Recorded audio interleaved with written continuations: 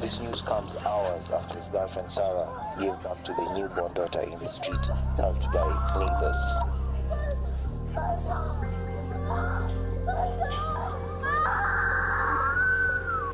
Marijuana is the most used illegal drug in most parts of the world.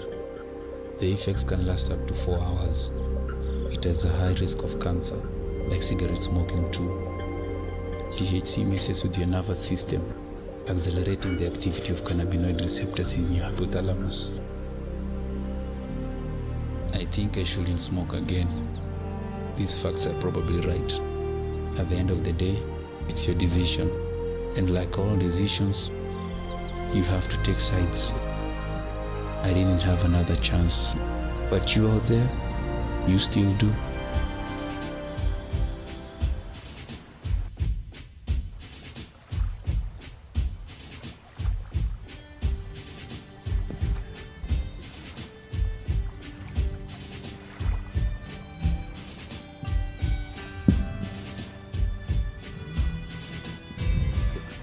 Wow, okay. Clap for that, Phil.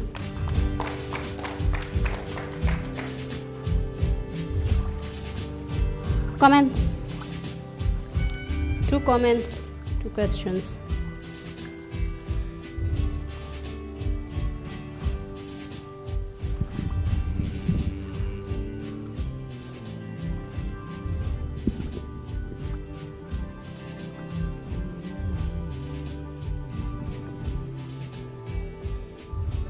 So yes, 2 comments, 2 questions.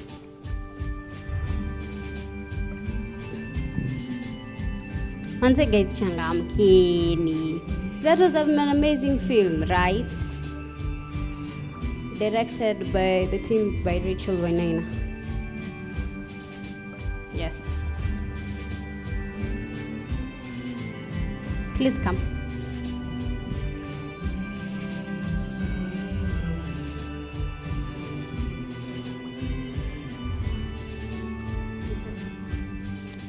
Hi.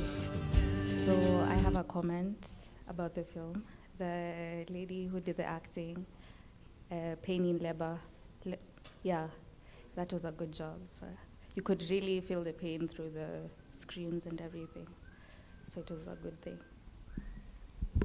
Clap for her. Any more comments? Please come.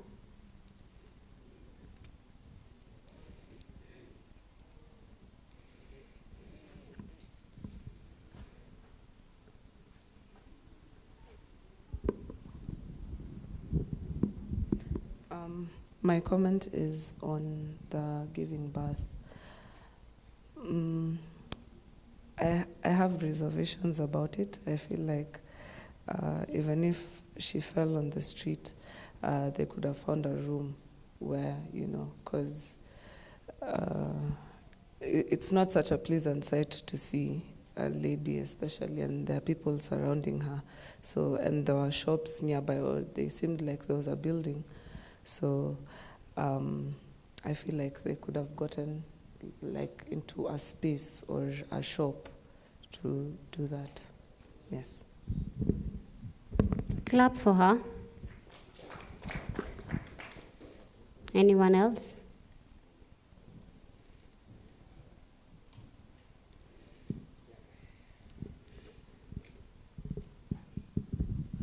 This was a good film. I did not watch from the beginning, but I watched part of it.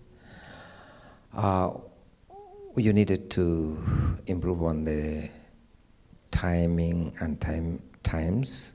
What I mean is an injured person running. Okay, can I call it time and space? An injured person running from very energetic earth youths, but rained for a long, long time until the wife bought tomatoes, bargained, paid, and was in labor, and then gave birth, and still he was still ahead of the guys who are chasing him. What I want maybe to suggest is that you could add some hiding, changing direction, all of that, so that you can create that possibility of him really dodging these guys again and again and prolong the chase. Otherwise, it was okay. Thank you. Let's clap for him. So we'll watch our next film. Yes, you enjoy.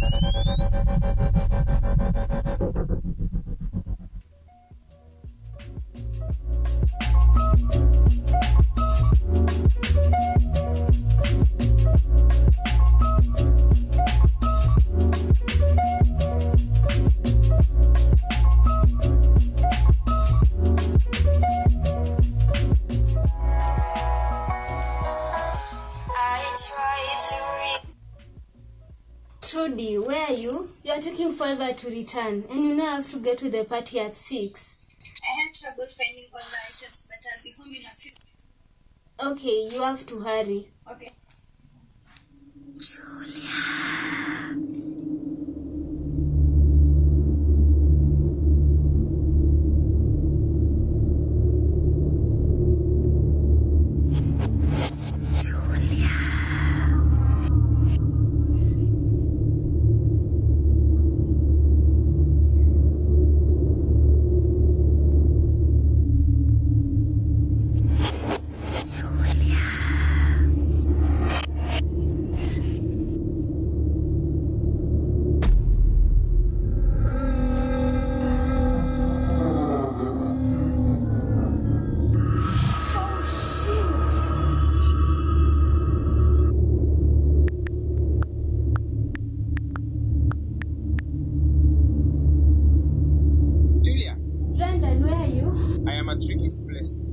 There's a weird man standing outside. Come home quickly. A weird man? How does he look like? He's really weird. He's dressed in rags and he's holding a dagger in his hands. What? I'm coming home quickly. Okay, hurry.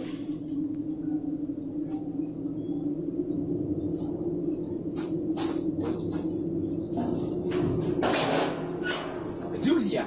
There's nothing outside. They're kidding me. How come you can't see what I'm seeing? What? Can you look through the window? There's a weird man standing there. Shit. What can we do? You see? Let me call Dad. I think we really need his help. Hello? Dad, come home quickly. There's a weird man standing outside and he's standing still just looking at me. He's also holding a dagger. A weird man? How weird? Yeah, he's dressed in rags and he's just standing still, just staring at me. I don't know what's wrong. And where is Trudy? She's going to the mall shopping. She's not yet back. Listen to me very carefully, Julia. Close all the doors and windows and do not respond to any voice that calls out your name. I'll be there very quickly. Okay, Dad. Dad!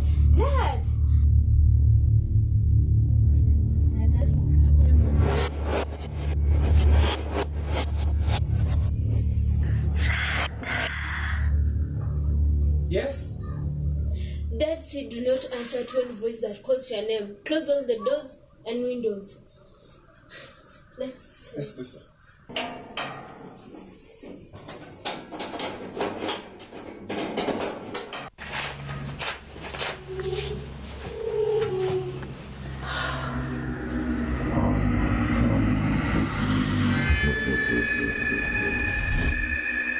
Randall, there are now two. Do what? What do you mean you can't see? Where's he gone? Where's the man? I can't see the man. There's two now. Hear that? What? Shit. Let me check.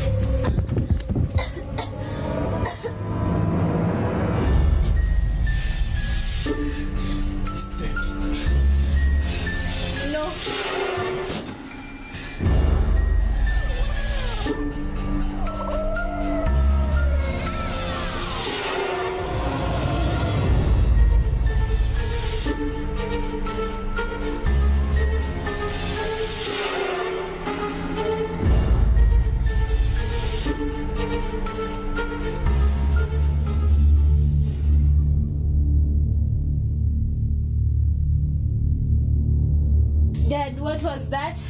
That's a story for another day. No, Dad, you have to tell me. I want to know. It all started when your mother died. I could hear a voice call out my name, and every time I responded, a creature showed. It's a bad spirit. When it calls out your name and you respond, it generates a body. It called me. It also called me. And both of you replied, yes.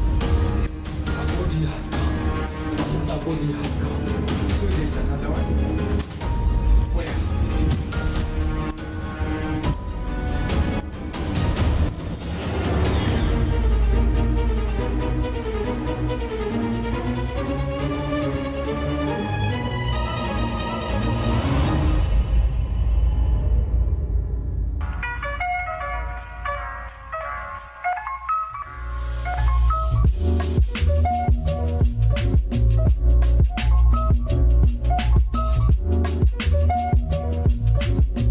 Let's clap for that film.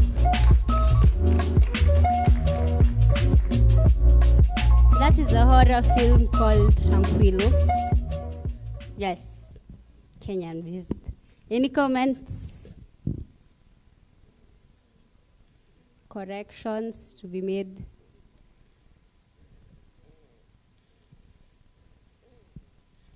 Please come.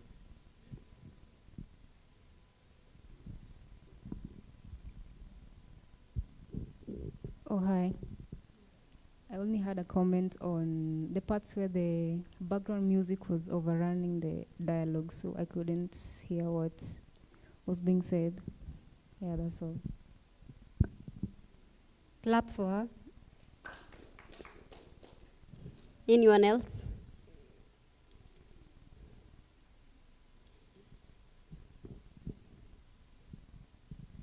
Yeah, that was a good try.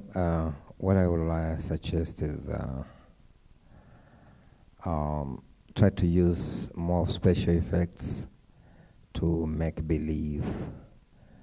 Also, hide the false action as much as you can so that the audience gets to believe what's happening, and that will make the movie more believable and scary. The normal for horror is not scary. What is the purpose of horror is to really make the audience feel it. So you have to really move away from the normal human face, human movement, human possibilities.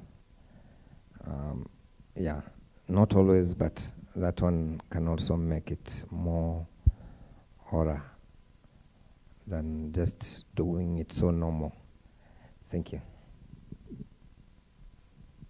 Clap for him. Do we have any other comments?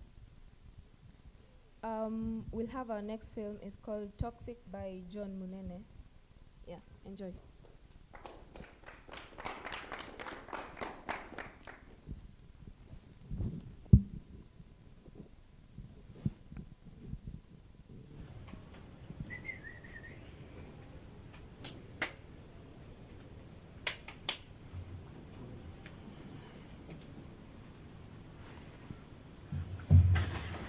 Nigga. Hey, Mark. Nigga. Ulikuwa serious manze. Mimi naenda bana. Wewe ngoja sasa hivi unakuacha Mark. Yeah, she wants me close. Unajua. Mama bro. Pigia. Hizi ngoja nikipigie. Chukua hizi stuff.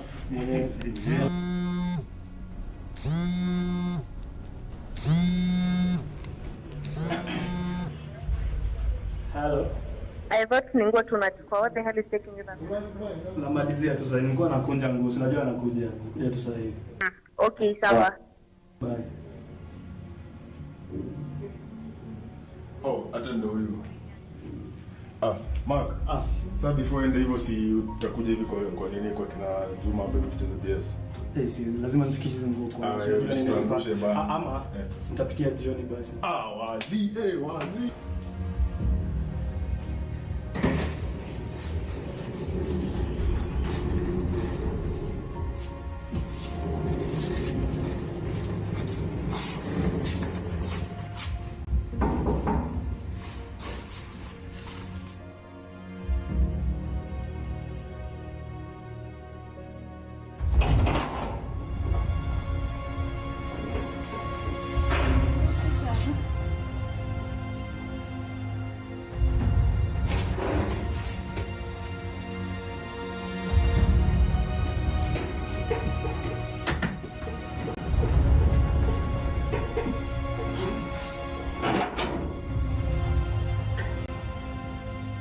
Supange suitcase kwanza ndo nyumba ikae. Venye nafunga normal. Acha na maji kwa mimi. Tu ni mzito. Okay, basi harakisha.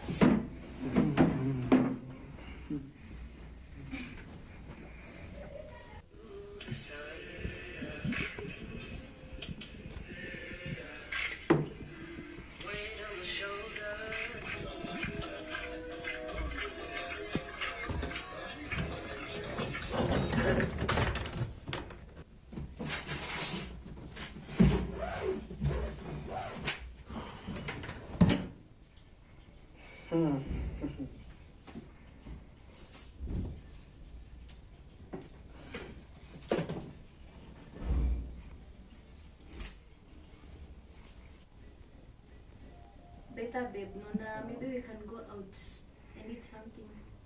Baadaye. Tonight? Yeah. Takwini. Seriously, I promise that na Juma nitatembelea. So you're choosing them over me? Si hivyo. I had already promised them. Okay, sawa basi wenda. Plus tunaweza enda kama unataka actually. Nimesema just go. Do you know I don't want to spend anything. Si. Okay, basi tutaenda out, just you and me. Really? Yeah, happy.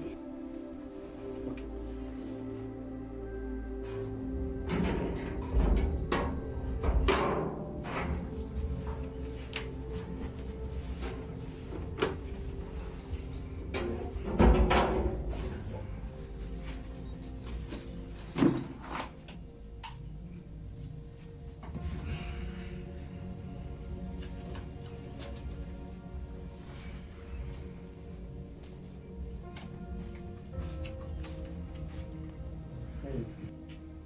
Where the hell have you been? Told you I had a pre-production rehearsal. Wasn't that supposed to be today in the morning? Took longer than expected. Why are you lying to me? Not lying. Haukuwa shule? Tulichange location tukienda kwa Amani. Are you cheating on me with Amani? Apana, I just went there for the rehearsal. come. Utanupigia mara ngapi? I guess you've been busy flirting with the money that you forgot about me. You chose to ignore me. See, I'll be back in. Now look at what you made me do. You're always making me angry. Me, what have I done? I just told you I'm from and you acted paranoid as usual. Paranoid? You calling me paranoid? Am I the one who's cheating on you? Chebu kwanza nipatie simu yako na ni nini zingine mwa I'm not mnafanya? cheating on you, I love you. Nimesema unipatie simu.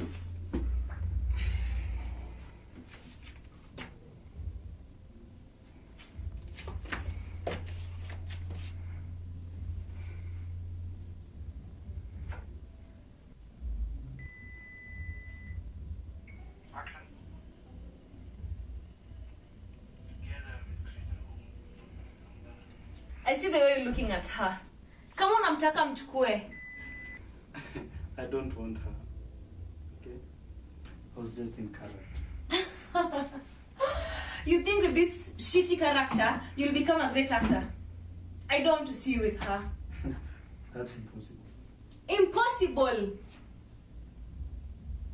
Wajaribu kuniambia nini? As in, I mean, the deadline is next week and we have to shoot. I don't care if it's due. I just don't want to see you with her. You should find yourself a better character. Like a garbage man or a bystander. I'm not quitting. You'll have to quit it. You know what? I'm done. I'm leaving.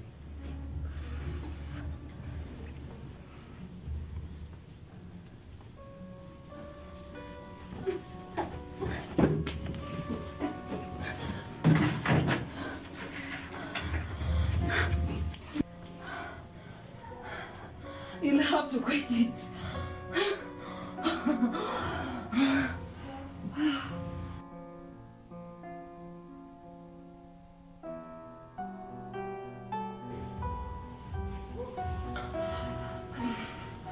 You will have to quit it. Kama sivyo, I'll have to kill you.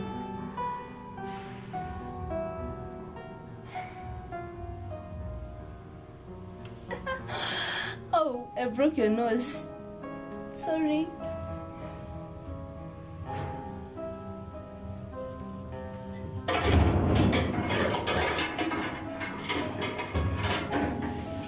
And you should find a place to sleep.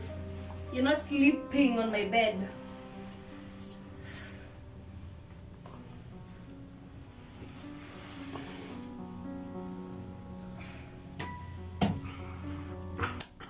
Help yourself.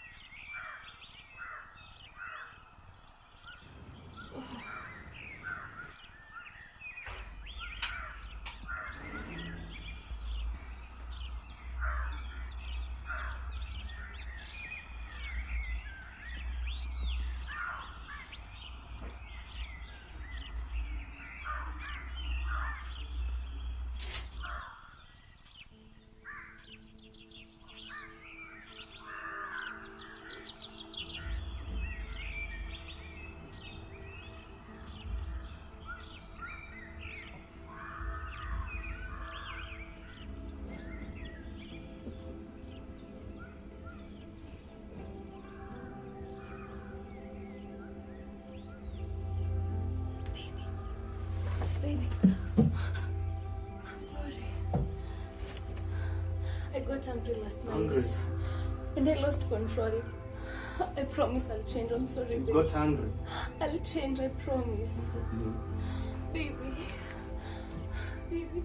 Last week you almost broke my I'll leg. change. I promise. I'm sorry, you won't leave me, right? I'm never enough for you. Come on, I'm sorry, baby. I'm leaving. So you're breaking up with me? I'm leaving. You can't leave. Watch me.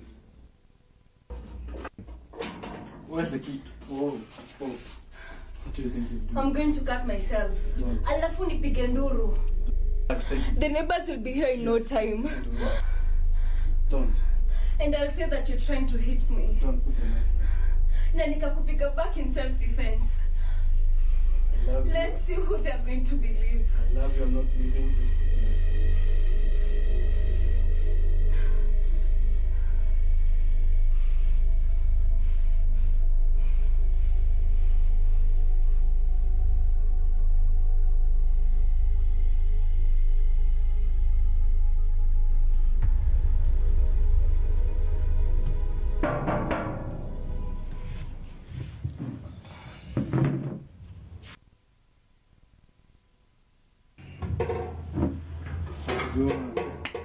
Semaji. Niko picha. Niaje. Na konjia script. Niko nataka ni practice. Na niko mali acha niangalie. Alafu Buda. Mbona udai kuplay hiyo part? Asifili hiyo part kabisa. Mbona? Haina suit kabisa. Sasa unataka kuplay part gani? Nitacheza yule guni. Ule mwenye nitaua? Huyo. Uko na mchezo lakini ni sawa tu. Angalia. Toka venye ulikuwa na active part ingine fiti. Sasa nasikia kuna nia kujilazimisha. Okay. Ndio niko full ya. Sasa ukipata time mazee. Nataka mnisaidie kupitia script. Haina shida. Haina shida.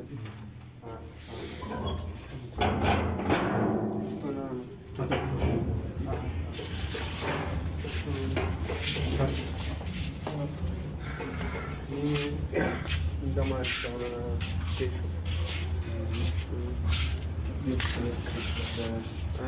Lakini kesho fiti. Niko sawa.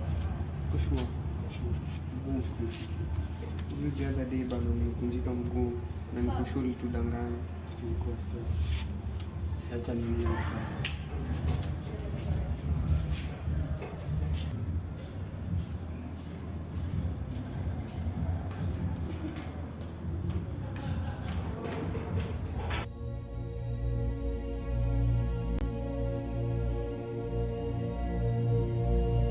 Let's clap for that film. Pigeni makofi za maana. So because of time, one comment from the audience, one comment from Mr. Siago, and then we move on to the next thing.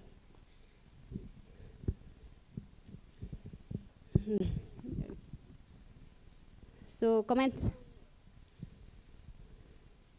Changamkeni.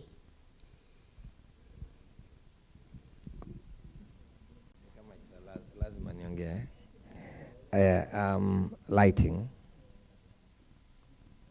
Lighting. You work on that. Of course, there's a way you use shades, light and shades, but it's good also to see expressions of these characters. We need to see their faces. So lighting should have been done in a very creative way.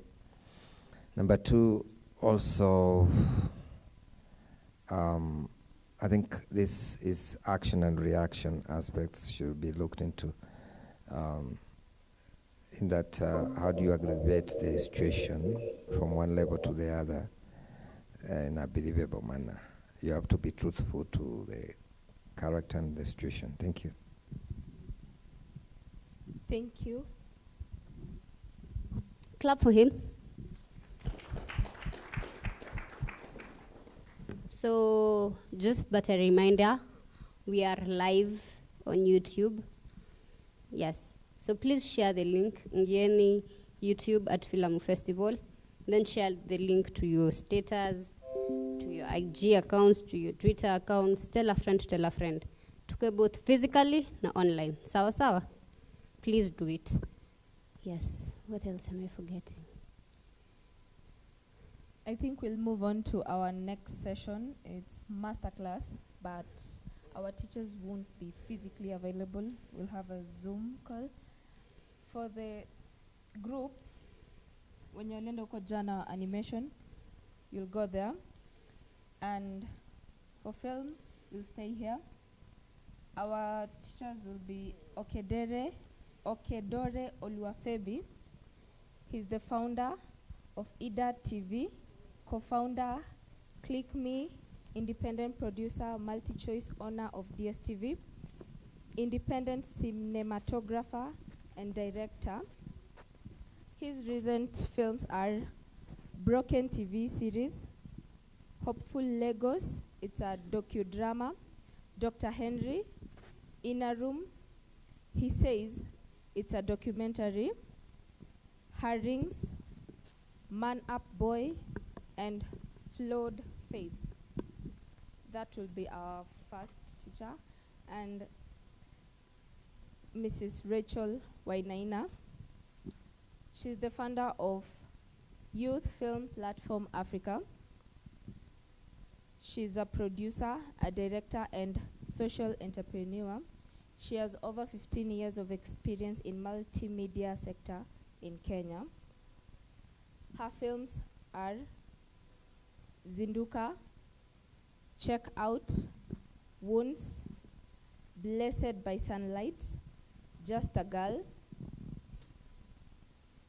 Alone, Pira, Story of My Life, Zero Hunger, and Exodus de Mantera. So my animation team, please, let's join the rest of the animation huko kwa hiyo room yenye mlikuwa jana. And as for film, we are getting ready. Sai tu haraka tumalize hii story. Meanwhile, Mr. Siago, you can give a few comments as we wait for Rachel to join us online.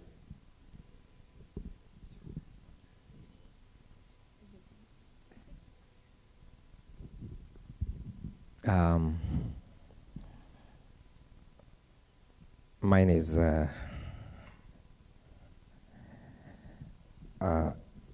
okay.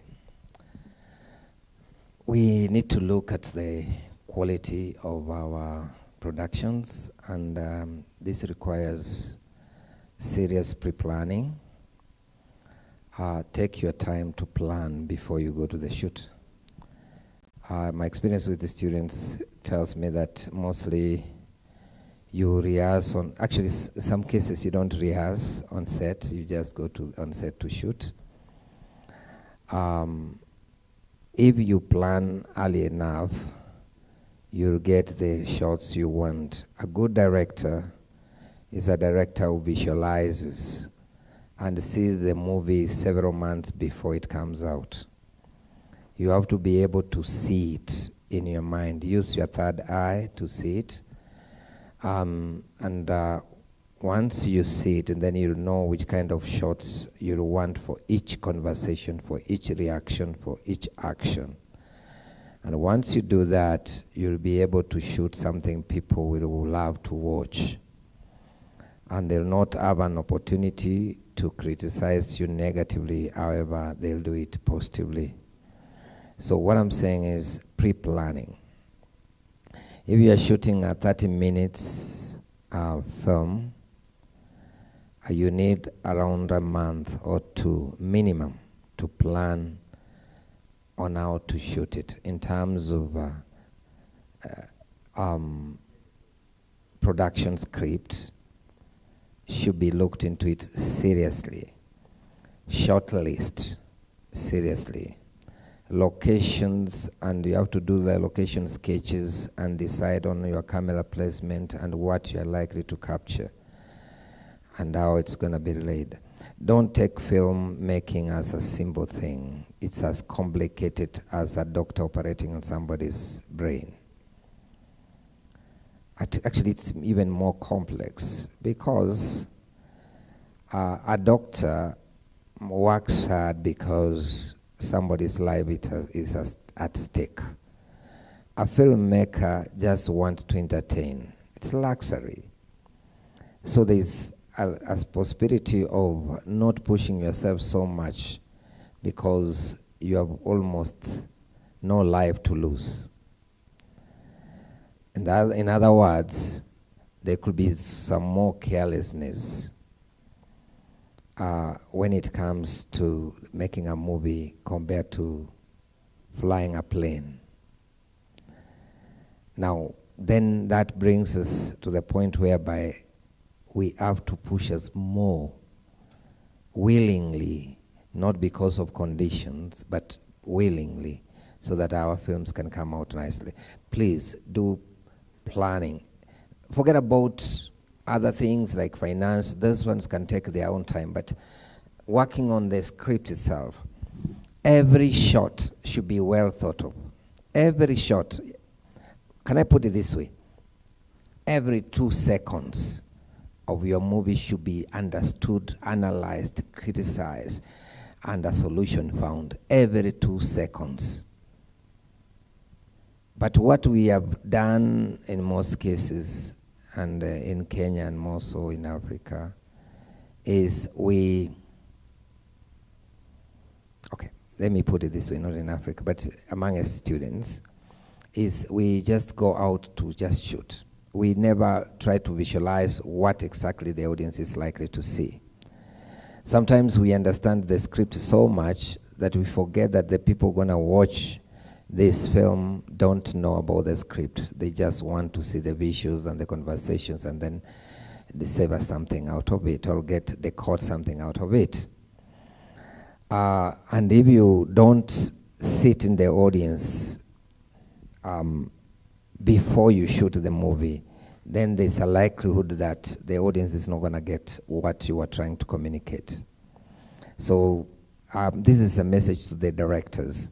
Directors, please take every second serious. Every second of that movie should be serious.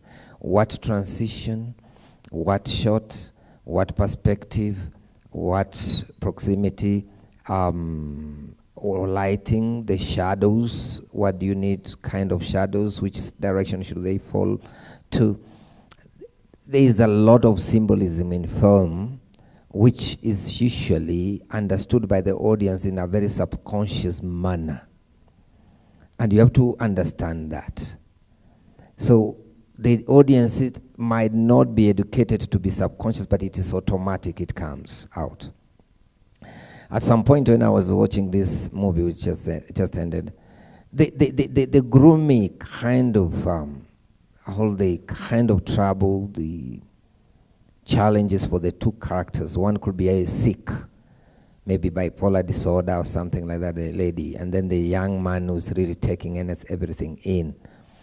The lighting was okay because it could be symbolic in a way by bringing that gloomy kind of nature for both sides. But you see, it has also to be balanced with the technical aspects, because as we make movies, there's always a lot of craft. So when it's craft, it's more technical rather than creative. So what does the camera capture? So how do you plan to use the shadows to convey the message of gloominess, all dullness, all danger, and at the same time, let the camera capture the faces of these people so that we can see the expressions. Sometimes because of resources, we don't get the right lighting, but with the LED nowadays, you can improvise as much as you can. With the 600 shillings, you have some good lighting to use. The other day, I went to a place venye vitu zinauzonga cheap hapo karibu na Machakos bus station, inaitwa ngaje? How do you call that place? Sio Kikomba, hapo karibu na no, sio Mudhurwa. hapo karibu na Country Pass kuna mahali vitu zinauza cheap hapo hiyo. Kamkunji, yes. So I found myself in Kamkunji very early in the morning on a Monday, I think, and I went to buy some LED lights. So there's one which I found somebody selling in the street at around 1,000 shillings, and I bought it at 450, and was like, it's rechargeable actually. So this could be professional lights, but if you can't afford them, you can make your own. So with those 450, if I bought 10 of them and arranged them here, then 10 here. No, 10 will be too many. Let's say 3. That is around 3,000, closer to 3,000, to something. Then I go to Juakali. Oh no, I go out and get some bamboo sticks and make my stands nicely. I'll do a shoot. I'll be having a fill light, key light, and backlight, and I'll do the shoot. Sometimes we want to work on temperature. We can use color filters and still work. Now, there is the issue of shadows. There are quite a number of spotlights which are being sold, rechargeable spotlights, because back shadows, if you want sharp shadows, then you need to have some spotlights. So have them. Some of us, when we were growing up, we thought that the only way to make a movie was to get a film camera, which was going at around 3 million then. Now, 3 million now, if we compare that time size, it could be around 30 million to get a film camera. A film reel, 30,000 for each 30 minutes. And then you say, okay, I'll be waiting until I get that money. And then you end up not making movies. Until I met a Nigerian with a VHS camera, and we are done. And we make it and we distribute by selling the VHS tapes. If you are waiting for the time to take your movie to that theater, you'll wait forever, my brother.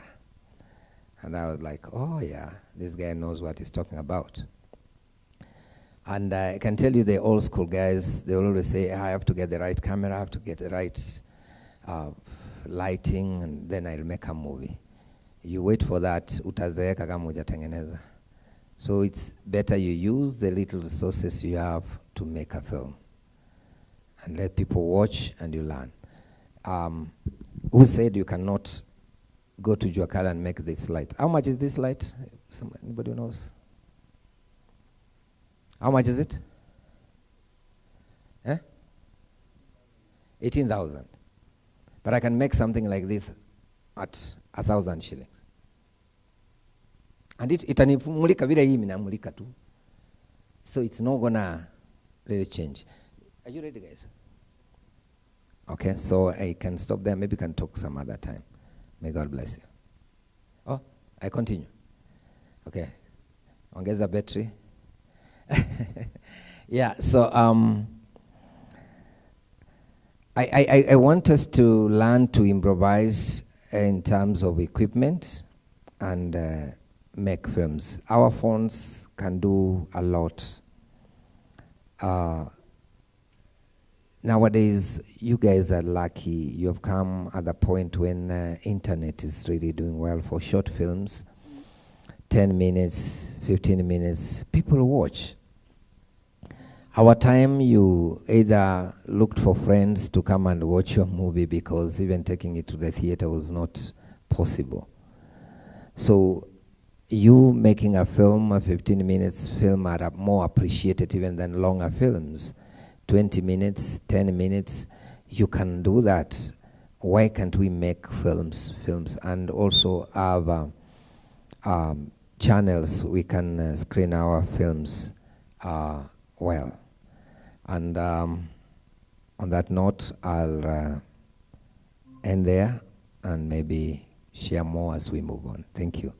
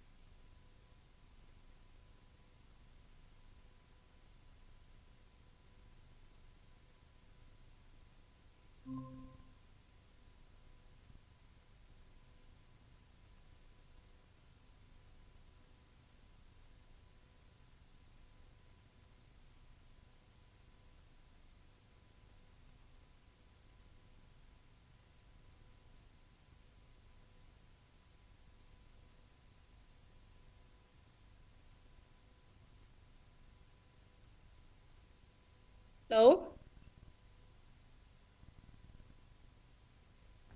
Femi is joining.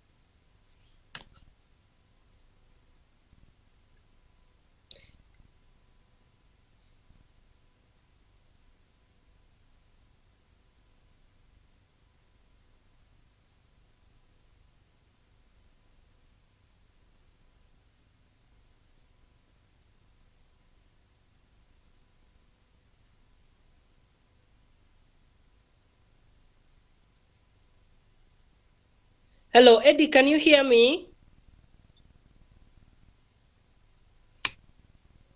Okay, Femi is asking for 2 minutes, but maybe I can be just like starting the session as we wait for Femi.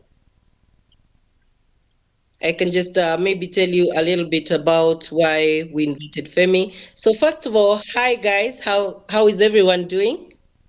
I hope you're well.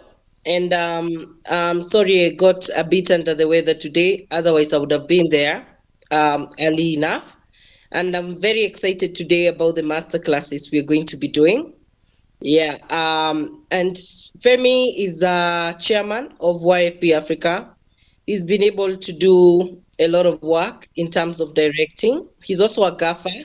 So I just wanted to give you like some little background. He's also a gaffer. He's worked so much in the lighting department and cinematography department. And if you all remember the film I told you about, Femi will be our director from Nigeria for that film we're making as well. And for Femi, what I want him to do today is just to share with you his story, especially because if you've all looked into the Nigerian film industry, am I clear?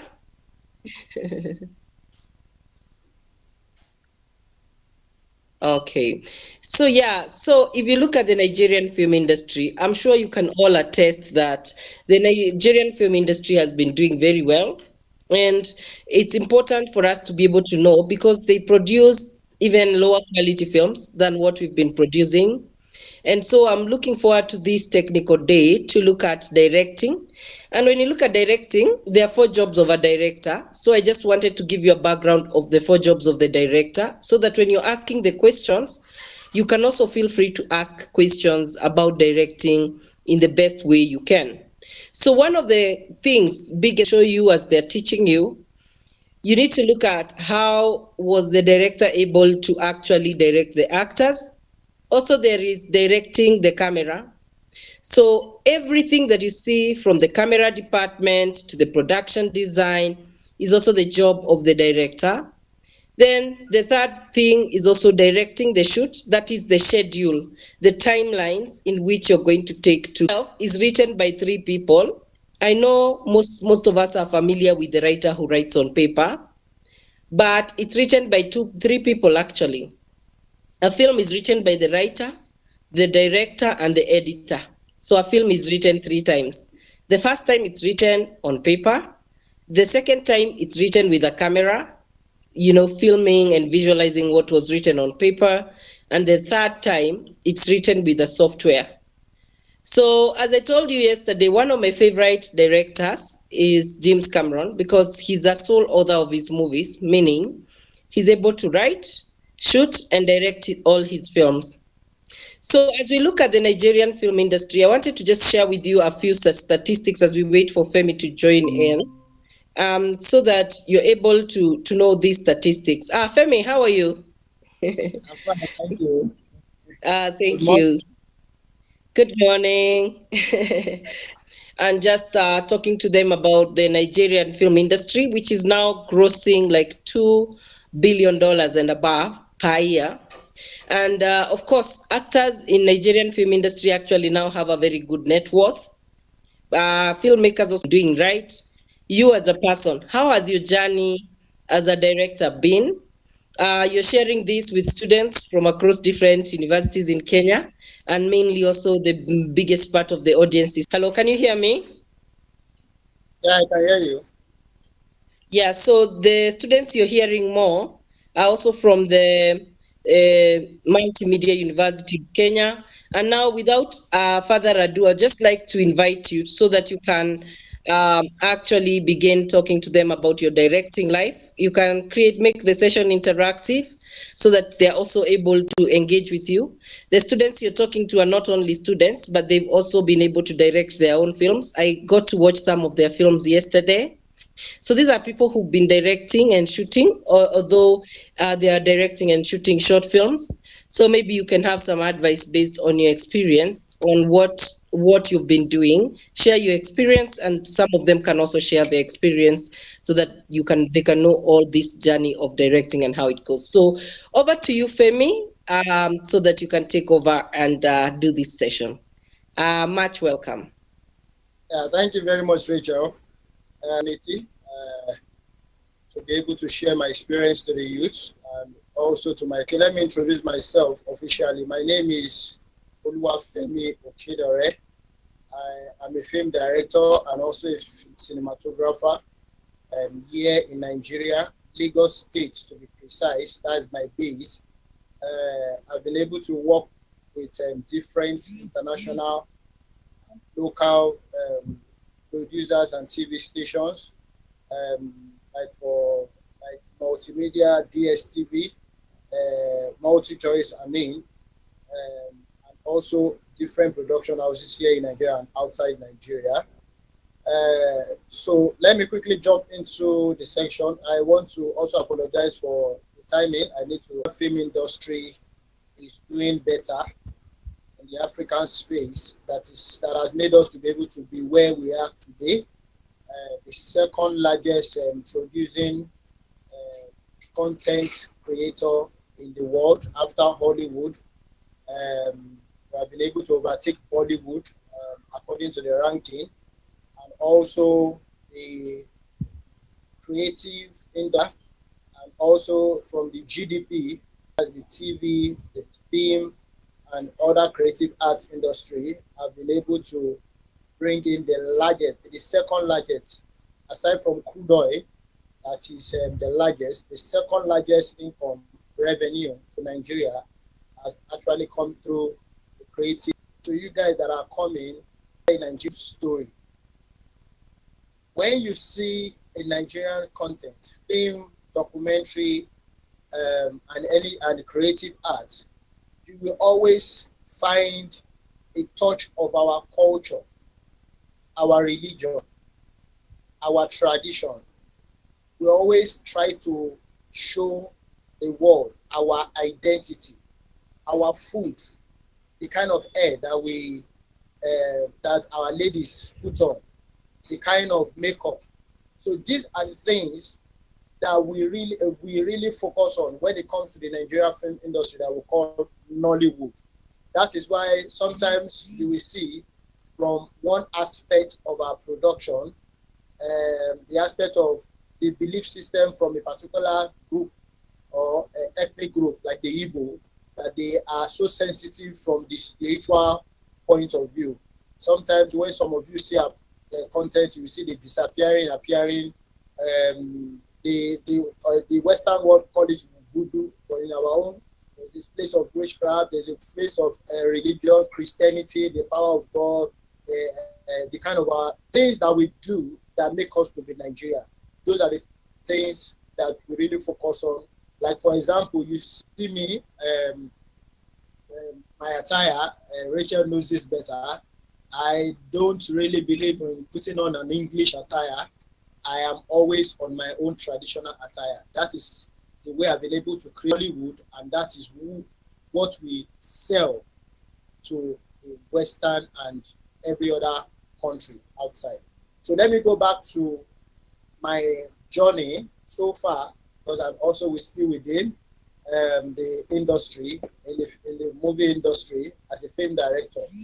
I have been able, by the grace of God, to start from the scratch. The scratch in the sense that I actually started as a film editor, because the having to understand what directing is all about. It's not just you telling people what to do. It is not just asking them to do a particular thing. It is you understanding what is expected of you. I'm talking about in the terms of directing. So personally, in the film industry, I started as a film editor. I moved down to understanding more of production, lighting. That's movie lighting is all about. I'm also a gaffer, the camera, and how we use the camera to achieve different shots and angles, telling the story, showing the story better. If directing with the help down to the film director. So directing is often challenging because there is high expectation from your producer and also the people around me in production that what we are involved in, that's the film production that we are involved in, is called showbiz. Because I have been able to see graduates and young filmmakers being carried away by the show, neglecting the business aspect of film production. That is what I really want you guys to understand when it comes to directing. What do I mean by the show biz from the directing aspect, the film directing aspect, is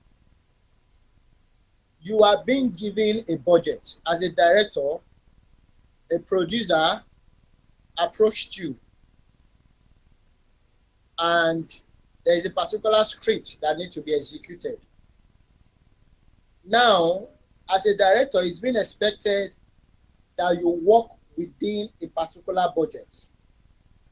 For example, during my experience in film production, especially here in Nigeria, where the budget is quite minimal to that of what is expected of you to achieve in the script. And that is why you see the South Africans, the whites from the South Africans, they name it African magic, in the sense that how possible in Nigeria can you be able to shoot a production from pre-production to post-production within 7 days? So those are the very tight and challenging experiences I've been able to have when it comes to film production and film directing, where we shoot within 5 days, within 3 days, we edit and we produce that particular production to the producer, because we have audiences eagerly waiting for that content, because our content are highly consumable. So in this, having this perspective, or having to know this perspective, as a film director, you need to really understand the business aspects of filmmaking, not just the production aspect. So I believe that Rachel has been able to take you guys on the business aspect. So, but the reason why I'm bringing this is, as a film director, you have very, very sensitive role to be able to manage your crew and cast. Your cast in the terms of your actors, your crew in the terms of your cinematographers, your DOP, your gaffer, your desk boy, production assistants, and every other crew that are going to make that production to be a reality.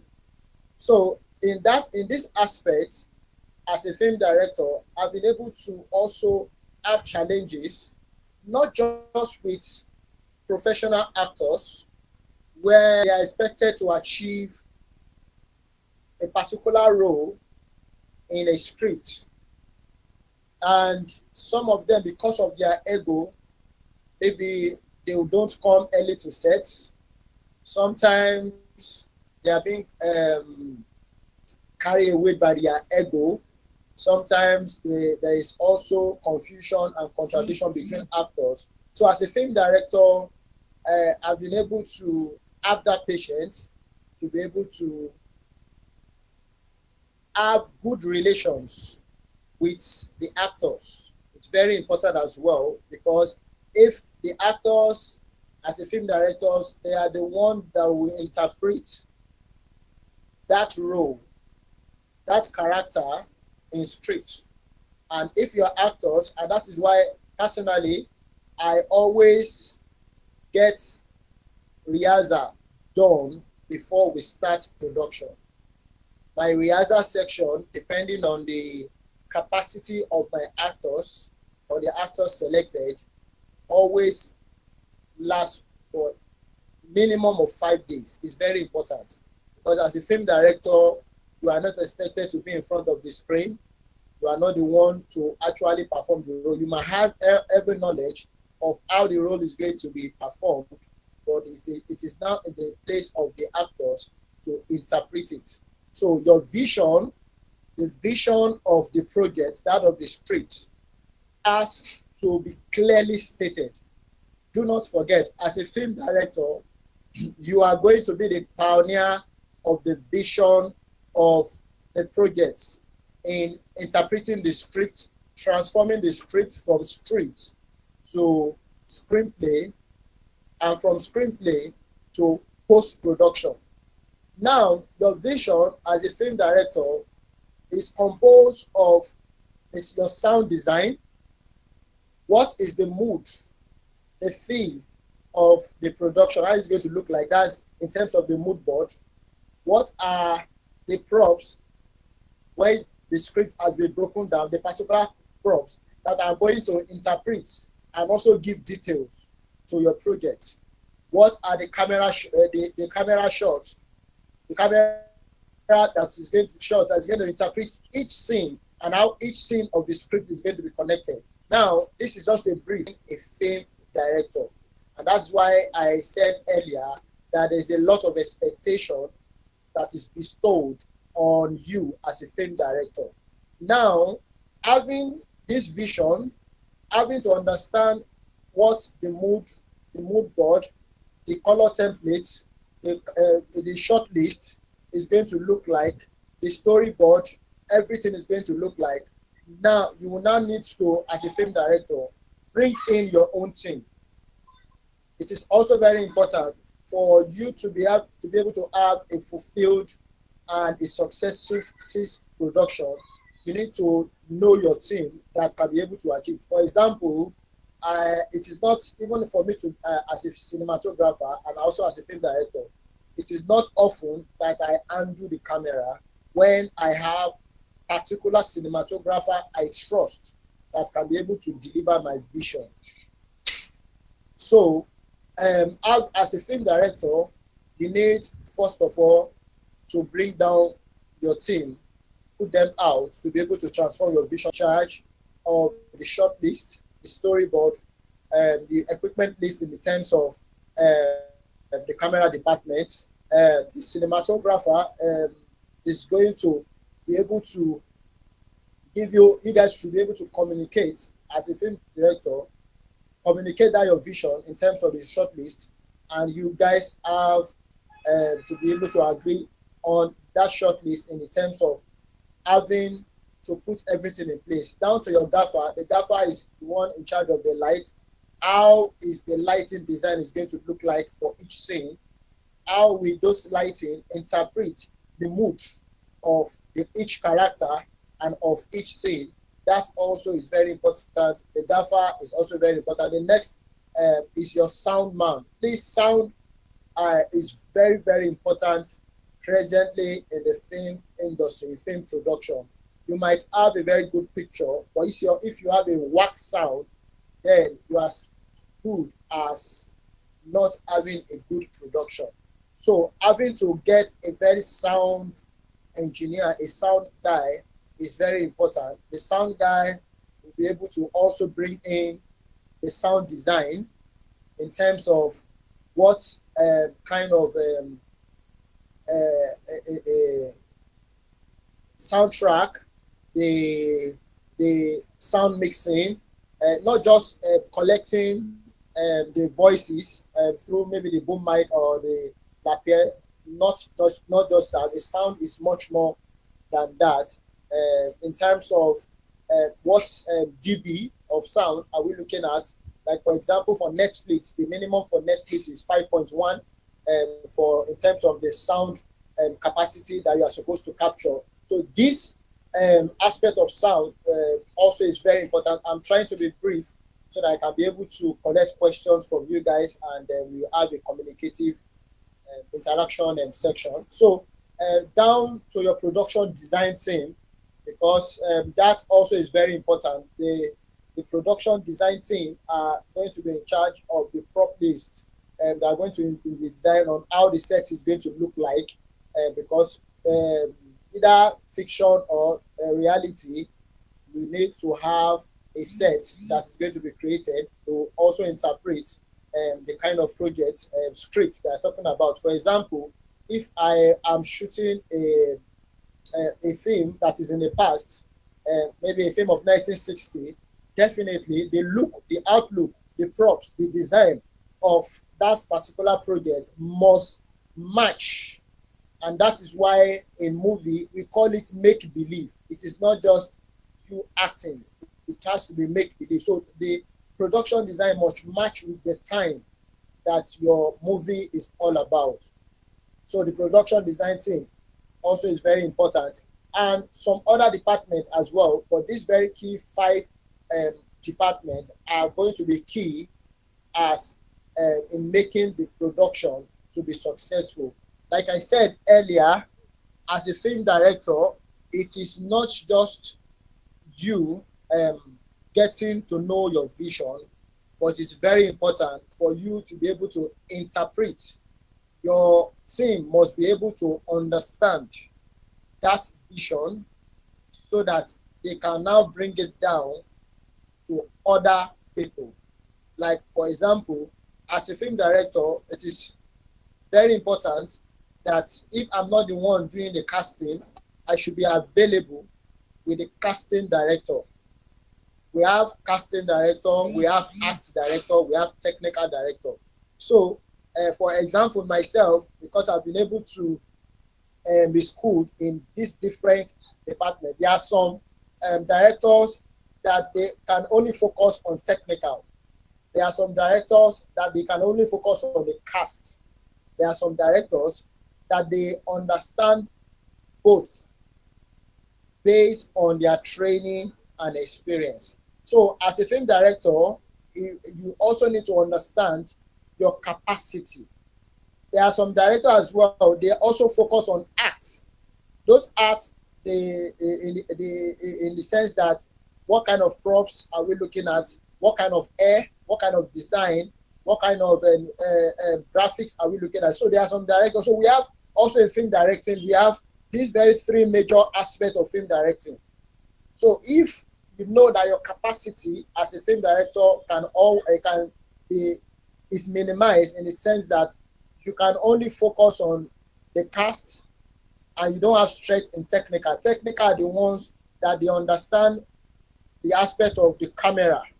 What are the camera shots? What are the camera movements? To interpret a particular movement, to interpret that project, to make mood, to also make that behavior to be reflective.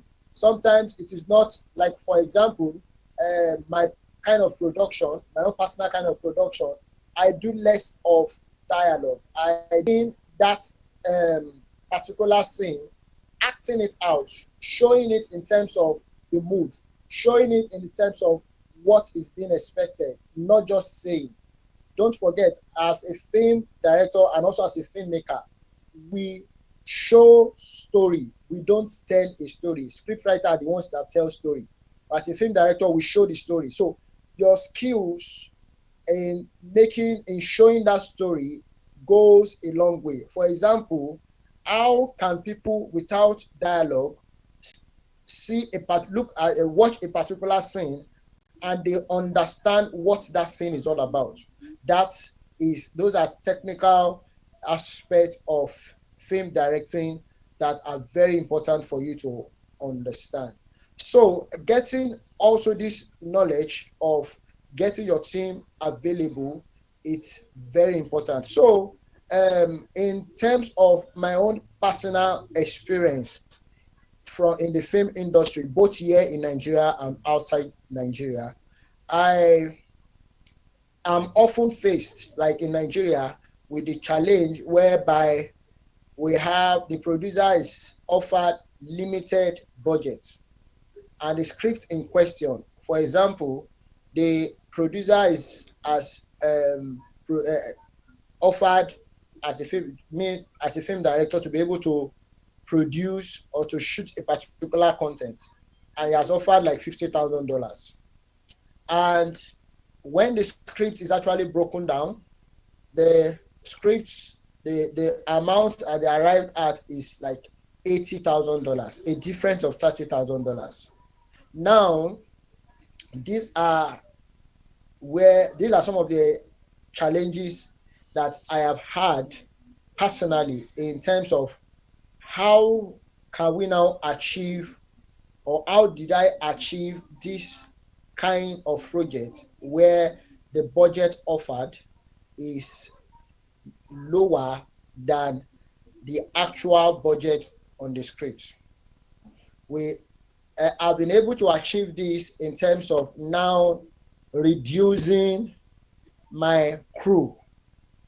This whereby I can also be able to reduce some aspect of equipment where to also achieve, even if it is not 100%, that particular project to the best of my knowledge. And for the audience, that's because whatever production that you are doing, if it does not match the demand of your audience, then that project is going to be a failure.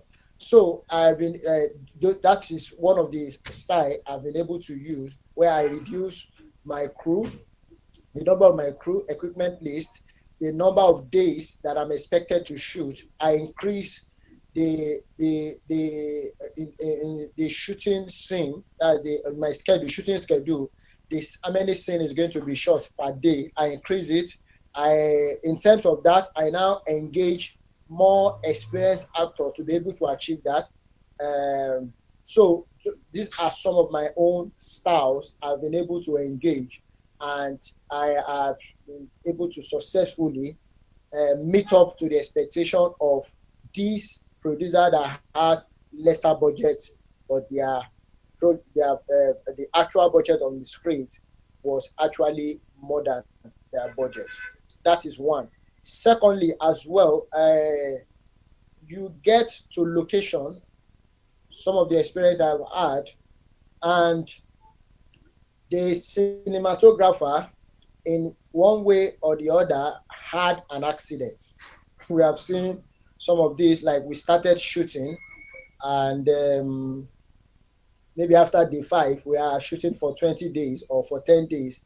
After day 5, there was an accident where the cinematographer collapsed suddenly. Then, because of my own experience as also having the knowledge of cinematography, I get to be able to get myself involved and bring in the assistant, that's the DOP, the assistant DOP as well, to be able to work this out in achieving and making sure, because what we also say in Nigeria is that in whatever circumstances, the show must go on.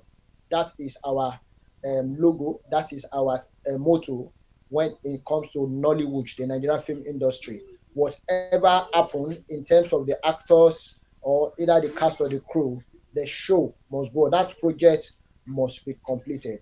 Don't forget, the more you as a film director, you expend days in your production, the more higher your budget. That also is another challenging aspect, because the hotels that you are being using, that's the accommodation that you are using, the feeding, the props, and every other aspect of the production, they are mostly charged per day.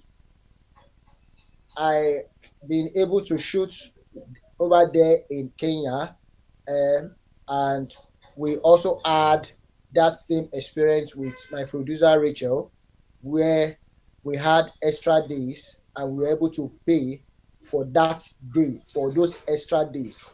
So as a film director, you have as much as possible to be able to be disciplined, because if you are not disciplined in terms of making sure that the schedule that has been planned for are not achieved, you are either you do not have the opportunity of finishing that particular production, which is going to put you in serious trouble from your producer and executive producer, or you have to go and source for more money personally, because you can't go back to a producer that has given you maybe $50,000 and you are telling the producer that something happened, something. No. And that is the aspect of the business when it comes to this production, film production. It is serious business. Once the budget has been given to you, it is expected that you give results, no matter what happened, no matter the circumstances. The result is very, very important. I think at this junction, we want to take questions before I move on, so that I can understand that you guys are following me and understanding my journey so far. Is there any other question? So I want to listen to you now. Is there any other question?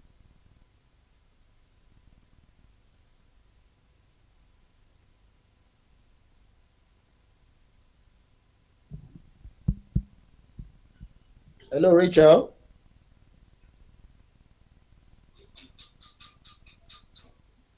Hello, Rachel. Is there any question before I move on?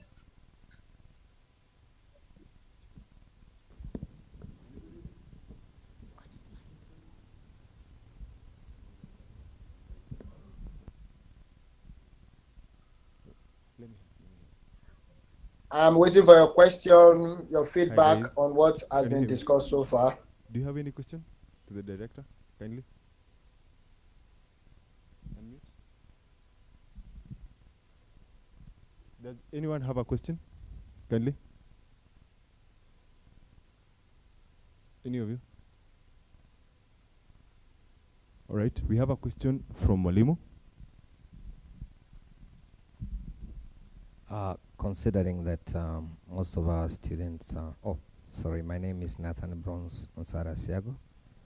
I'm a lecturer of film at Multimedia University, and I want to ask a question maybe which can assist our students. Slow. Okay.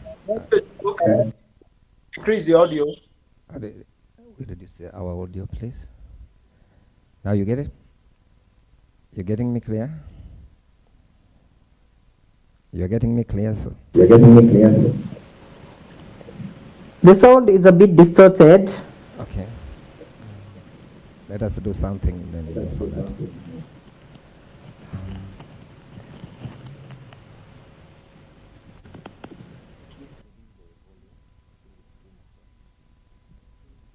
I hope now I'm clear.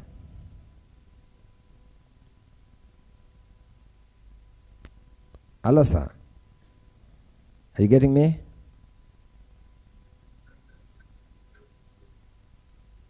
Yes. Yeah. My name is Nathan Bronze Onsara Siago. I am a film lecturer, and I want to ask a question as regards to low budget. How can you advise our students in terms of filmmaking and working with a very minimal budget? What can they do so that they can achieve more with a less budget?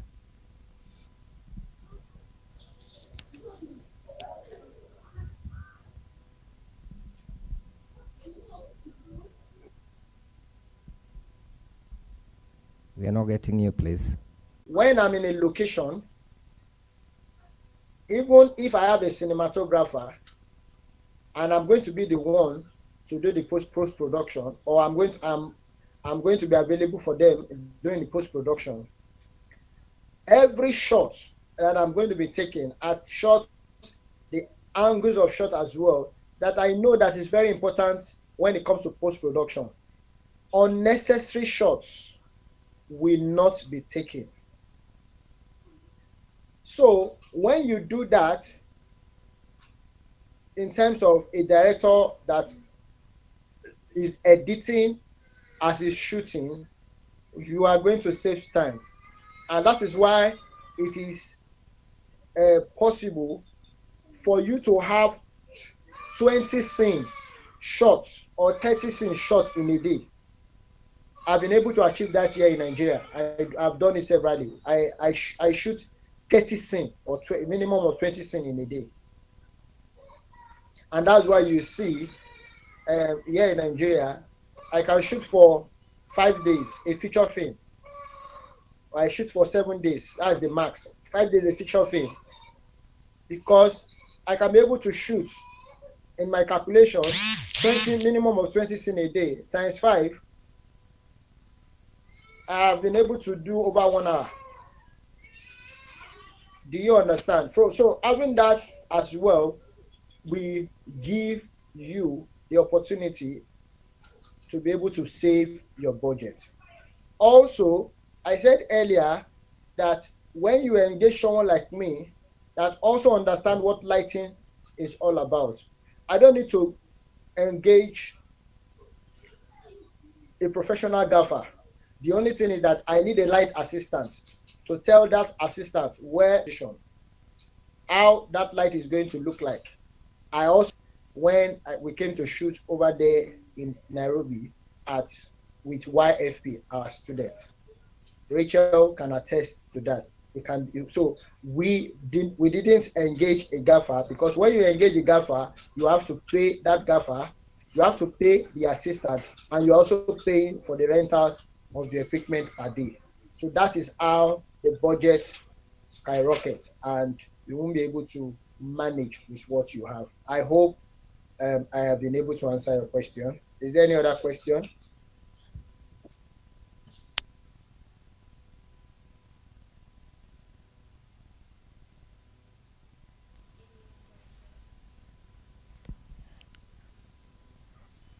Can I ask? I've got 2 questions to ask.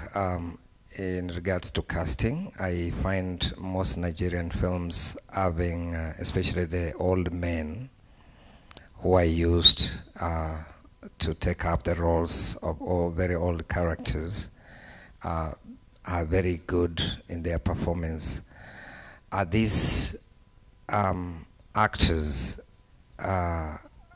become as good as they are through experience, or you have taken initiatives to train them and they undertake their performances effectively? Another question is concerning the cinema theaters vis-a-vis online. It's traditionally film has made its money or broken even through cinema theaters or box office. But there's a quick move of us moving to the online distribution, which is a good thing for small filmmakers, but it's becoming a challenge for the big films. And when I say big films in Africa, I hope you understand what I mean. Do you think it's the right time we, as filmmakers, made a decision to still maintain the traditional way of primary film distribution to be cinema theaters? Thank you.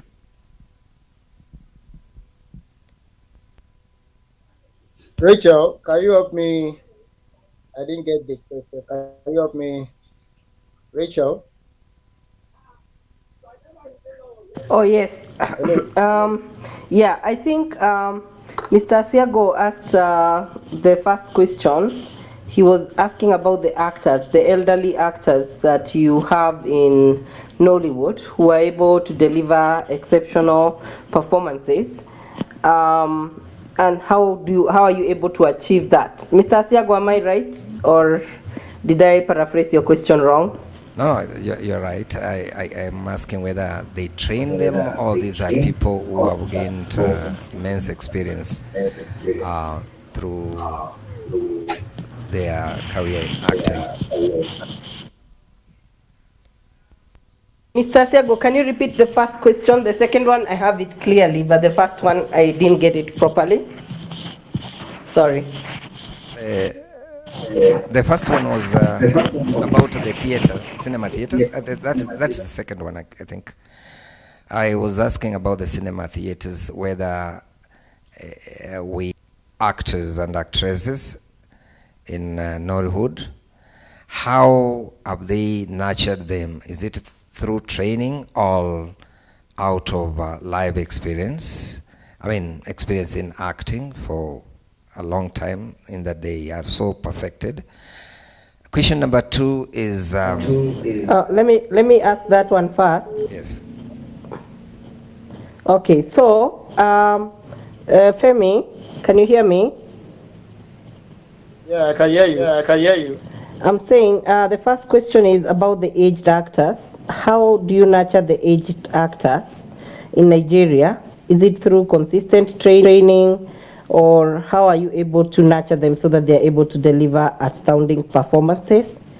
And the second question was about the movie distribution, where in Nigeria, normally the online culture versus the theater premier system, where it is like now guys are going into other methods of distribution, but there has been a method of distribution that worked, which was screening film in the theater. So maybe you can elaborate further on what are your thoughts about maintaining the traditional methods of distribution like theater, where film gets a lot of its income from, as opposed to just also embracing these new methods of distribution, which are not able to bring back money like the theater would. So I think Mr. Asiago wanted you to elaborate on that. Okay, thank you very much. I will start from the first question about the age actors. So, like in Nigeria, Nollywood, the old actors, they had a theater art background. Some of them were not even schooled, like they didn't go to university or college, but they joined theater art, particular group where they were schooled on not just acting. You will notice, like, for example, sir, I'm putting this back to you. I don't know if you have watched Things Fall Apart by Okonkwo, the old Okonkwo, Things Fall Apart, where you see these old actors. For another one, Village Headmaster, where you see these old actors, what they did in the past. Tales by Moonlight, I'm giving you some list. I think when you go to YouTube, if you can be able to see some of this. Tales by Moonlight, Things Fall Apart, Village Headmaster. Now, these old actors, what they had in their time was completely different from what our new students or the new graduated students are having now. Now, for example, these old actors, then there was not much money in the career of film production, in the career of acting. So they joined this industry through their passion, their love, their talent. Because then, if you are not talented, you will not be given the opportunity. We still have that challenge here in Nigeria, where because of the high numbers of population that we have, a lot of actors are not even given the chance. Even those that are talented are not even given the chance. So these old actors, they were able to be patient to understanding what acting is all about during the process of their training in theater arts. For example, in Nigeria, in Nollywood, the theater arts that these old actors joined as a group, they did not just acting, they did singing, they did stage performance, they understand expression in terms of also putting on the character in face-to-face interaction. So most of them, they are stage actors from their background. So the only challenge that we have with them, that a lot of them have been able to cope with, is to bring down that their agility that they often use in stage in terms of coming in front of the screen. You understand, as a lecturer and also as a teacher, that a stage actor is different from a screen actor. A stage actor is highly expressive. A screen actor understands, because the camera is in front of him, how he can comport himself. So the only thing that we train them on, and basically we train them on location, is how to be able to bring down that their excessive expressiveness, because we know they already have the talent. You know, they join the industry through their passion. So it's not about money. It's not how much you want to pay me now, but it's about the passion, the talent that they carry. So that is why you see these old actors, even till now, in the Nollywood, they are highly relevant. We call them when it matters. Yes, we have the young generation, because we have different generations like in Nollywood that have been able to position themselves in different hierarchy. But when it comes to certain role in bringing in a masterclass, we still bring in these old actors. So the only thing is just for us to bring them down in terms of matching up to the screen, not over expressing the character. So that is the way we handle them. So going back to your second question, it's also very important, the distribution channel and platform, which is highly going digital, and a lot of content creators and producers are really losing their money. I'm saying that they are losing their money because of the information that you already have agreement, and they have paid you maybe a minimum of $1 million to be our original Netflix work, and you submit it to them. But movie makers, filmmakers here in Nigeria, we still follow the traditional way. Now, when we finish our production, the first place that we make our money from, because we have the numbers, we still take it to the cinema. But here in Nigeria, it is also very important, but that's where some people, especially the upcoming ones, still lose their money, is we often have pre-contract with the cinema before even that production is completed. For example, we have the cinemas are looking out for. They break it down to different categories. We have the A-list actors, we have the B-list actors, we have the C-list, we have the down to H. Now, if you go to shoot your production without consulting them, that means the different cinema houses, and they tell you, these are the people that we want to be involved in your production. These are people that we don't want to be involved in your production because we see presently. Then we have an agreement with them. We sought after those faces. You don't just go and shoot and you want to go and take it to the cinema. For example, in Nigeria, it might not be able to meet up to the expectation, and that job might not be able to meet up with the standard of the cinema, even when you have a very good picture. So that also is one area as filmmakers that we, like for example in Nigeria, even all over the world, because in Hollywood as well, they also have their A-list artists. They have their category of artists that the cinema are also looking out for.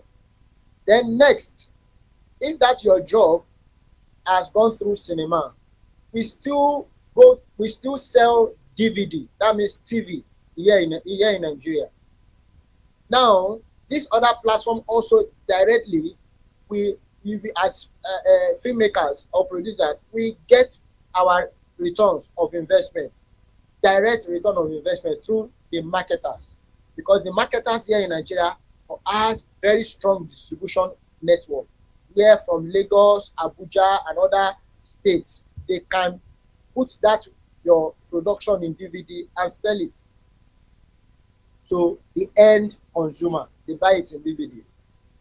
Thirdly, we still sell our content to TV stations after it has gone through the cinema.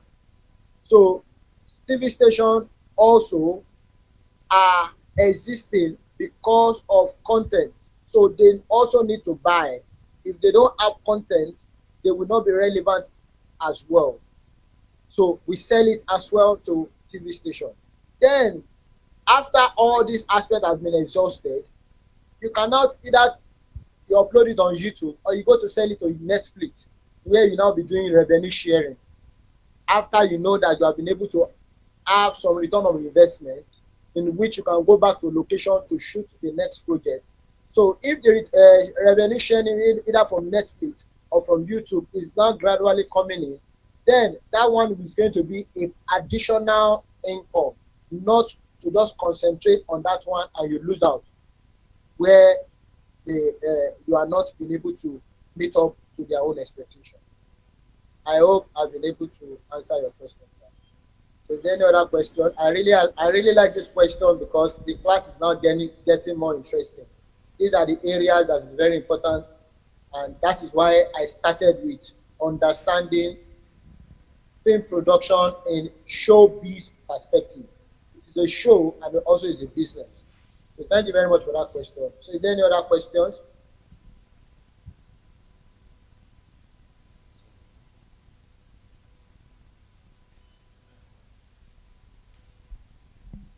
There's one question coming.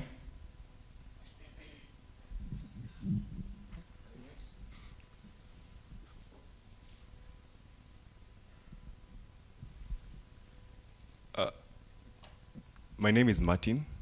I'm a student at Multimedia. My question is this. We have seen now the growth in terms of now the laws that have been set in place in terms of how to run a festival, or rather not run a festival, but the film industry in Nigeria. What can you offer us as now? What can we borrow from you, or what do you think can be added value to us in Kenya so that maybe you can borrow from how your industry is progressing? Thank you.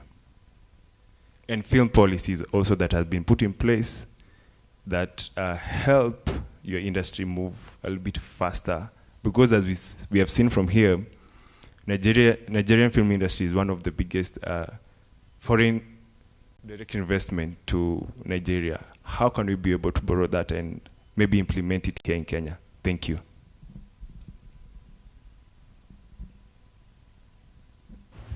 Rachel, can you help me out with that question? Yeah, so he's basically asking what can we be able to learn from the Nigerian film industry that we are able to implement in Kenya. So what recommendations would you make so that we are able to continue to build up our industry in Kenya, just like the way you guys have been able to simply build your industry in Nigeria, and also for you to address the issue of film site on at the policy level, what is being done in two things. And I know you've worked in Kenya before, so maybe you could be able to have understood our industry as well. Thank you. Okay, thank you very much for that question. So, because of my experience working in Kenya, this is very important for Kenya film industry, to be able to match up expectation, I believe it is very important that the Kenyan film industry open up their space to other markets.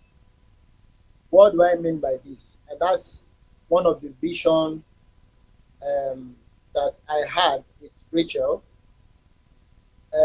For example, the Ghana film industry that is a little bit coming up, the South African film industry that also is developed because they are very highly technical, the South African industry, which are the two industries that I can really say about when it comes to their exposure, is that we in Nollywood have been able to do a lot of things with them in terms of sharing information, in terms of bringing in directors, sharing in the actors, the cast, and the crew.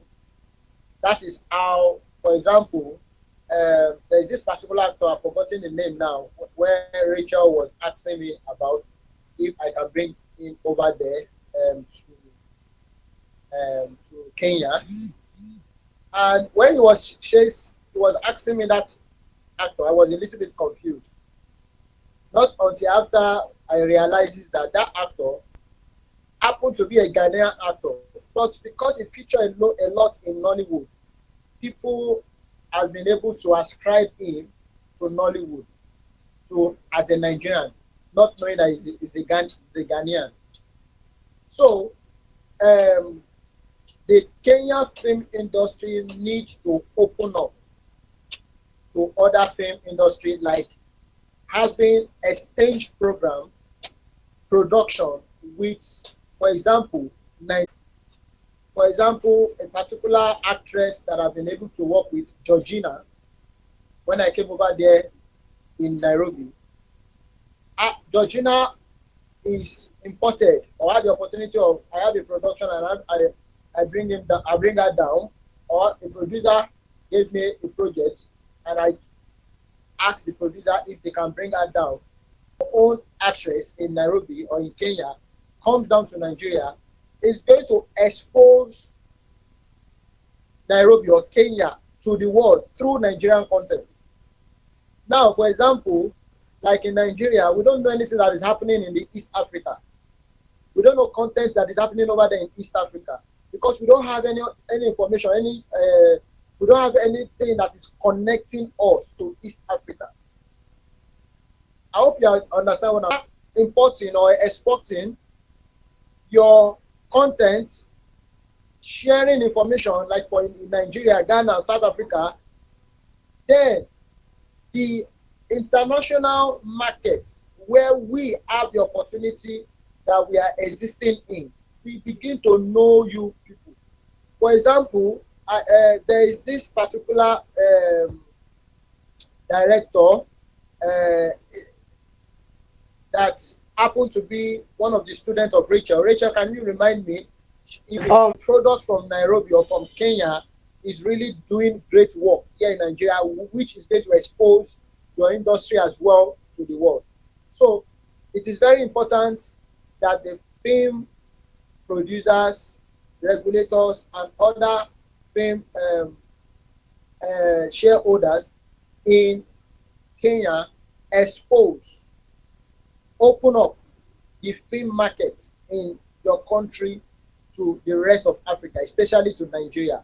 When we do that, then you are going to begin to see immediate income, because aside from the fact that either your actors have been paid, your crew have been paid, we also have the opportunity that we bring our production. So imagine we have a collaboration where we have a story that is connecting both Nigeria and Kenya together. Like one of the stories that we are planning to shoot over there in YFP, where we unite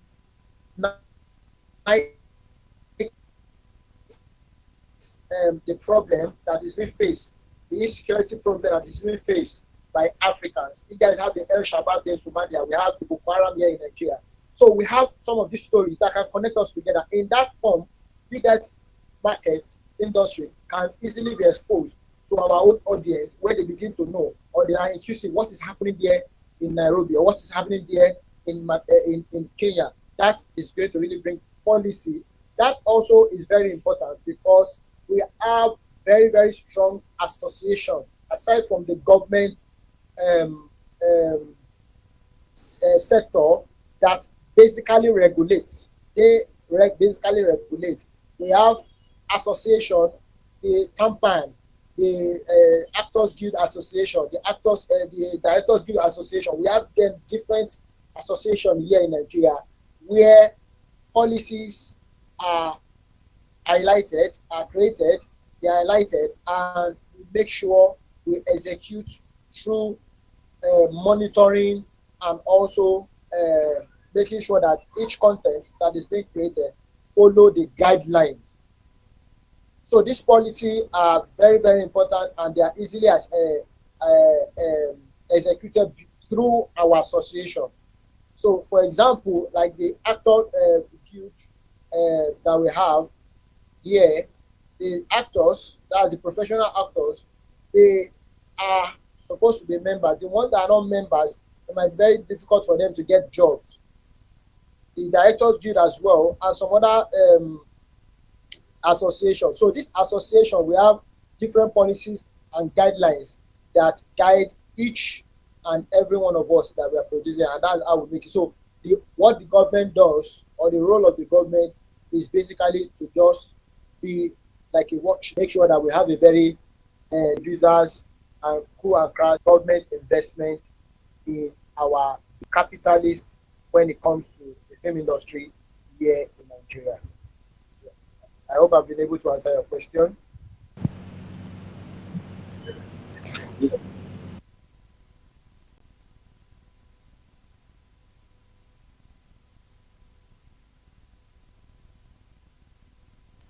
Let's take the last two questions so that we can be able to have time for the next session. But thank you, Femi, for the answers so far. We are continuing to take questions. Thank you.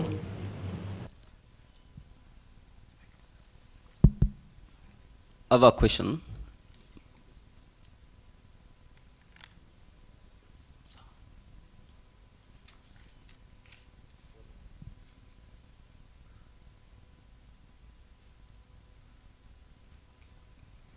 My name is Onyego Michael, a student at Multimedia University. I've got a question. How does Nigeria keep their records, like kind of archives and in film content for future reference? And then the second question, does your government come in to give support in wherever the actors are in filmmaking? Thank you. Oh, thank you. Femi, this is a student from Multimedia University. His name is Atiambo, and he's asking you that how do you archive the work that is done in the Nigerian film industry for future? And secondly, he's asking that does the government of Nigeria have incentives and support programs that support the filmmakers of Nigeria? Yeah, thank you. Thank you very much for that question. So, in archiving contents or the records, depends on what or who is producing. Don't forget, I said when it comes to film production in Nigeria, we have the private individual. That is why we are basically capitalists when it comes to the film sector in Nigeria. It is the private individual, the corporate bodies that owns or that produce, that they are the producer of content here in Nigeria. So these private bodies, in terms of corporate and individuals, they archive their own production since it's personal, it's private, and which they can make reference to in terms in events. So this government-owned content that is being archived in this television station basically are in terms of documentary and shows. When it comes to the drama, the TV drama, most of the time, independent producers, they are the one in charge of that aspect. So the government archive their own through the national television station or broadcasting unit, while the private individuals and corporate bodies, they archive their own personally through their own private storage. Some use their drive, what's it called, Google Drive, or as well, and other storage facilities that is being available to them. So in terms of the second question, so in terms of the government input in our film industry, it is minimal. The last government, that's President, the former President Goodluck Jonathan, at a time to be able to encourage the film industry, he was able to release $200 million to the Nigerian film industry. That is about over 8 to 10 years ago. This present government that had used 8 years did not, it is not in our record that they were able to grant filmmakers this opportunity. They only did that through their community service and all those things for maybe short film people. But when it comes to the film business, it is basically handled by corporate organization, studios, TV studios, and private individual, independent producers. We are the one really in charge of the film business, and that is why you understand that our industry is really booming, because we have less reliance on the government. The government basically, as I said earlier, they only regulates the environment. They don't really dictate how the production actually goes. So that's what it's all about. So can I have the last question?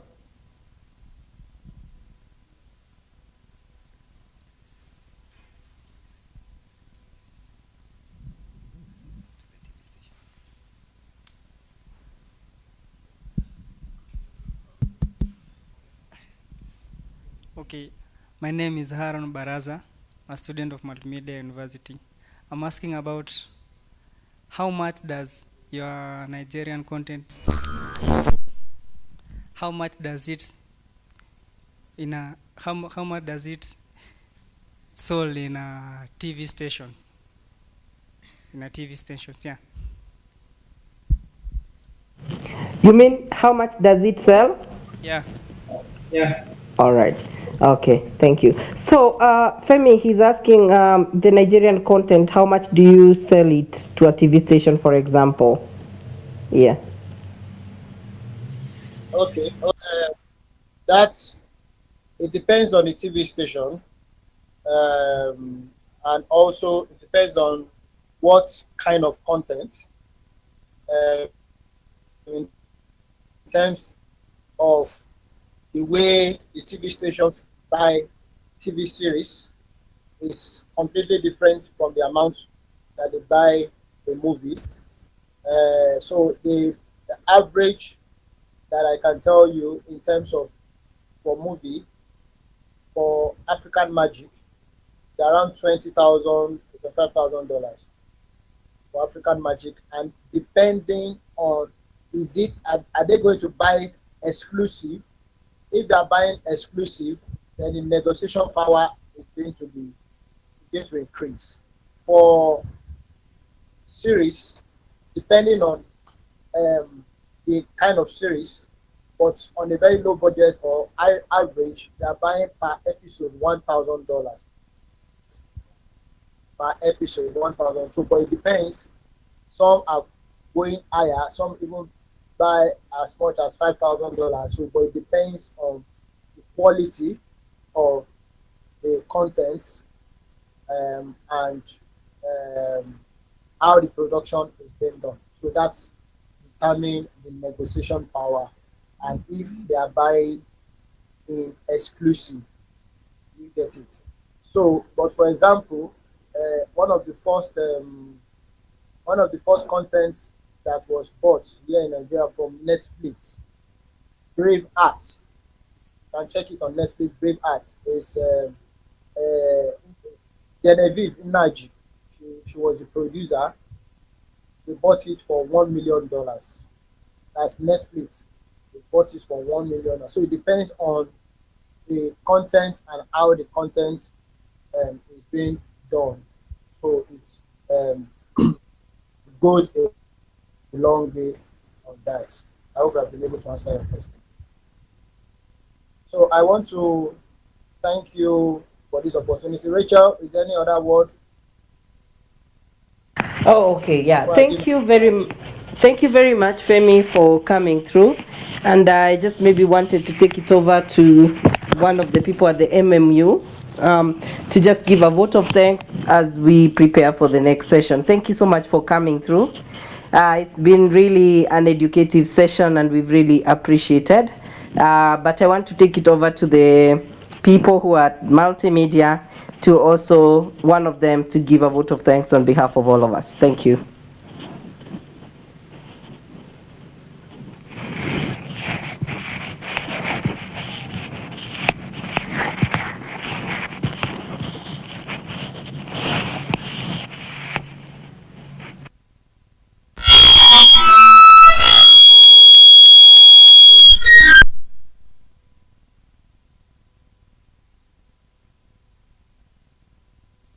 Hey.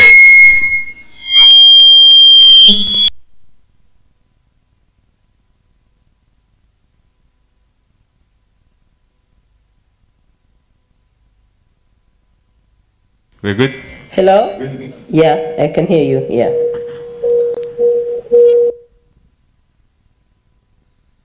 How about now?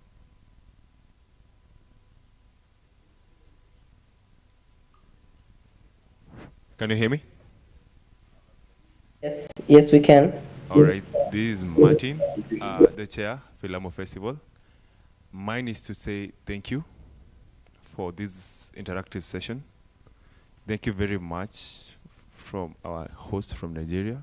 Thank you very much, Madam Rachel, for making this happen. I bet it has been an important session for majority of the students who are here. I think we had issues in the network. That was the biggest challenge. However, this was very interactive. Mwalimu Asiago, thank you very much. He has asked some of the very important questions, because some of the times that you usually feel like, how come you always have these brilliant actors? Now, we have also learned that age is a very important factor when it comes to you guys. And also the fact that majority of you have been in stage plays, it also makes your films very interesting. Other than that, I don't have much to say. Mine is to say thank you again from the organizing committee and the technical team that has made it happen, Mokoma and team, the cameramen around here, Linus and everyone else. Thank you very much. I don't have much to say. Maybe to pass it over to you, Madam Rachel. Thank you. Okay, so thank you very much. I'm regretting the reason why I'm not there, because I'm under the weather a little bit, but I'm happy that we're still able to connect. Thank you, Femi. The chairman has said thank you very much. This was a very interactive session, and he has really, on behalf of all the students, they have appreciated and apologize for any technical challenges that were there. Thank you very much for showing up. And to the rest of you guys, please rush for your lunch. Rogerio is ready. I'm just speaking to him now. He's coming in at 2. So I think we just have like 20 minutes to have lunch. and come back and have another great session. So I just hope you can do it quickly so that you can come back for another great session. Thank you very much. Thank you, everybody. See you soon. All right, the host, please. Thank you. As they've said, we're going for lunch. Then by 2 we'll be here. Please be back.